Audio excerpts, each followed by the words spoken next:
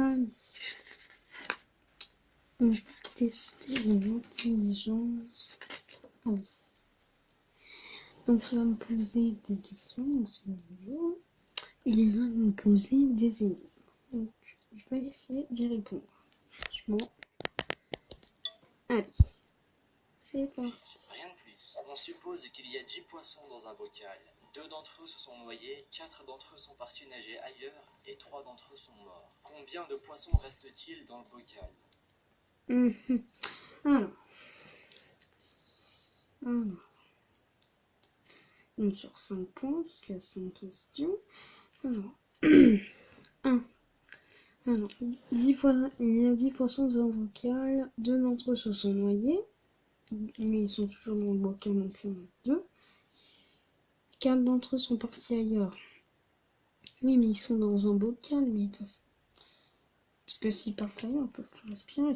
2 plus 4. Plus 3 d'entre eux sont morts. Oui, mais ils sont toujours dans le bocal. Donc 3, 4 et 10. Donc il reste 10 poissons. Je parie. J'espère que c'est ça. Eh bien, il reste en réalité 10 poissons dans le bocal, tout simplement. Un Pourquoi? point. Eh bien, on dit que 2 poissons se sont noyés. Déjà, bonne chance pour faire noyer un poisson. 4 d'entre eux sont partis. Ok, mais où? Ils sont dans un bocal, je le rappelle. Et enfin, 3 d'entre eux sont morts. D'accord, mais la question demande combien en reste-t-il? On a mentionné nulle part qu'ils ont été enlevés. Donc, il reste toujours 10 poissons dans le bocal. Numéro 4. 4 hommes sont condamnés à mort, mais le bourreau accepte d'en épargner un. Seulement un, à condition qu'il réussisse à deviner la couleur de son chapeau. Sachant qu'il y a au total 4 chapeaux, 2 noirs et 2 blancs. Sauf qu'ils sont tous enterrés jusqu'aux épaules, ce qui signifie qu'ils ne peuvent pas bouger, qu'ils peuvent voir qu'en face d'eux. Donc on suppose que D voit C et B, C voit B, B lui ne voit rien car il y a un mur en face de lui, pareil pour A. Évidemment, il leur est interdit de communiquer entre eux. Alors d'après vous, qui saura en premier de quelle couleur est son chapeau et pourquoi? Le B.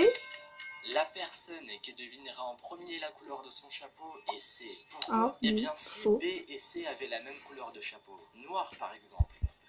Je précise que je n'ai jamais vu la vidéo.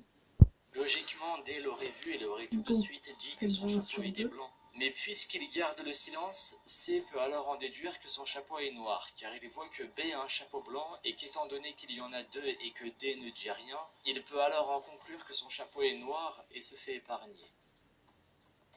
Numéro 3. Voici une suite de nombres avec un résultat à la fin. non. On suppose que 9313 donne 1, que 2222 donne 0 et que 8096 donne 5. Et ainsi de suite. Du coup, j'aimerais tout simplement vous demander combien donne 2581 par exemple.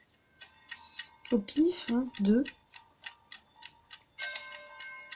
Pour ce qui est de la solution, elle est en réalité très simple. Il suffisait seulement de compter les boucles fermées de chaque chiffre. Donc 2581 donne 2. C'était aussi simple que ça. Yes.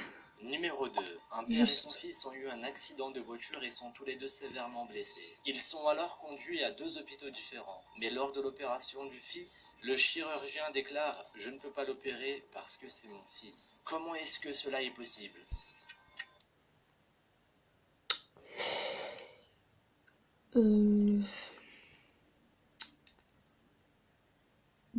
Bonne question. Je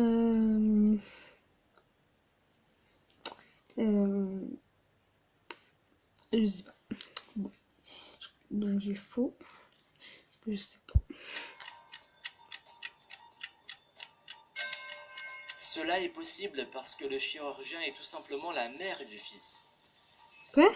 Numéro 1. Oula. Je vais vous demander un peu plus de concentration cette fois-ci. Un homme va entrer dans une boîte de nuit mais l'entrée est protégée par un videur qui demande un mot de passe qu'il ne connaît pas. Il s'approche alors de la boîte de nuit pour essayer de récupérer le mot de passe grâce aux autres personnes qui y entrent. Le videur dit 6 et un passant lui répond 3, il peut entrer. Le videur dit 8 et un autre passant répond 4, il peut entrer. Notre protagoniste s'approche alors du videur qui lui dit 4 et il répond 2, mais l'accès lui est refusé. Mais alors quel chiffre fallait-il répondre pour entrer?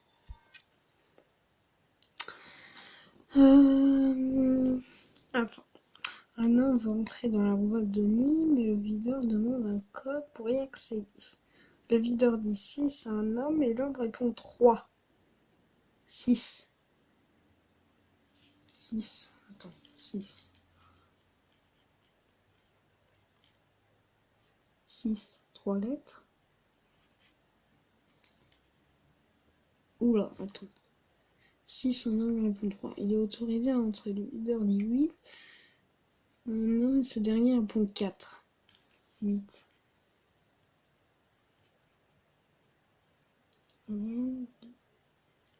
4 lettres. 4. Ok, donc le videur lui dit 4. 4. 1, 2.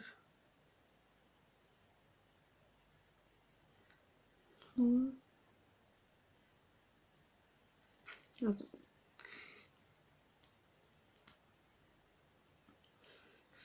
1, 2, 3.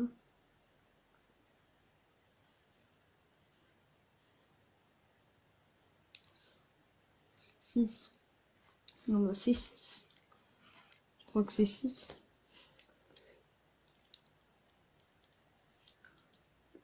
Je sais pas. Mais parce qu'il faut une console. Mais je crois que c'est ça, parce que là, je vois pas une autre. Ouais, c'est 6.